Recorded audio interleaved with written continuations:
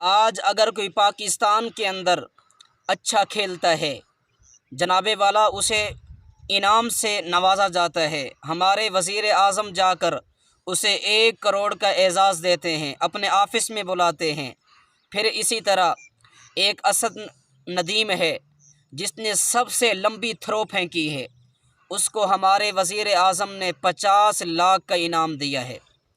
اور اسی طرح اس سے پہلے جو وزیر اعظم تھے جناب عمران خان صاحب نیازی، اس نے تمام ٹک ٹاکر ان سب کو بلا کر ایک فوٹو لی اور ان کا حوصلہ بڑھایا۔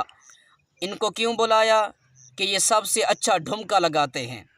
کتنا ایک دکھ کی بات ہے کہ آج اگر قرآن کا حافظ، مدرسے کا طالب علم ایران میں جا کر قرآن کریم سنا کر اول پوزیشن لیتا ہے، عراق میں جا کر قرآن کریم کی پہلی پوزیشن لیتا ہے، اول پوزیشن لیتا ہے، اور اس نے قرات کے مقابلے ہوتے ہیں، اگر کوئی اس میں حافظ قرآن اول پوزیشن لیتا ہے تو کوئی پوچھنے والا بھی نہیں ہے۔ ایسا ملک جو اسلام کی خاطر بنایا گیا، ایسا ملک جس کا مقصد ہی اسلام کو نافذ کرنا تھا، حافظ قرآن یہ اللہ کے اہل ہیں، یہ اللہ رب العزت کے خاص لوگ ہیں۔ اور اسی طرح قرآن کریم کی آیت مالک یوم الدین، اللہ پاک نے فرمایا میں قیامت کے دن مالک بن کر فیصلے کروں گا۔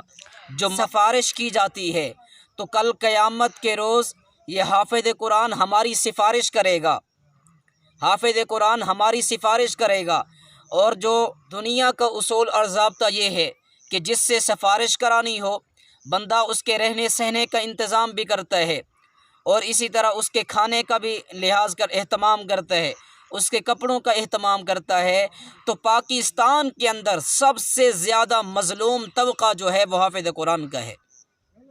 کتنا ایک دکھ کی بات ہے کہ اگر کوئی بندہ کرکٹ کے اندر اچھا کھیلتا ہے تو اسے 1 کروڑ انعام دیا جاتا ہے، اگر کوئی لمبی تھرو پھینکتا ہے اسے 50 لاکھ روپیہ وزیر اعظم انعام دیتا ہے، اگر کوئی ٹک ٹاکر اچھی بناتا ہے، ڈھمکیاں لگاتا ہے، وزیر اعظم عمران خان ان کے ساتھ اپنی تصویریں کھینچواتا ہے، ایک فوٹو لیتا ہے، ان کا حوصلہ بڑھاتا ہے۔ ایسا ملک جس کو اسلام کی خاطر بنایا گیا، جس کا مقصد ہی یہی تھا کہ یہاں پر اسلام کو نافذ کیا جائے گا، دینی مدارس کی اشاعت کی جائے گی، اس کو پھیلایا جائے گا۔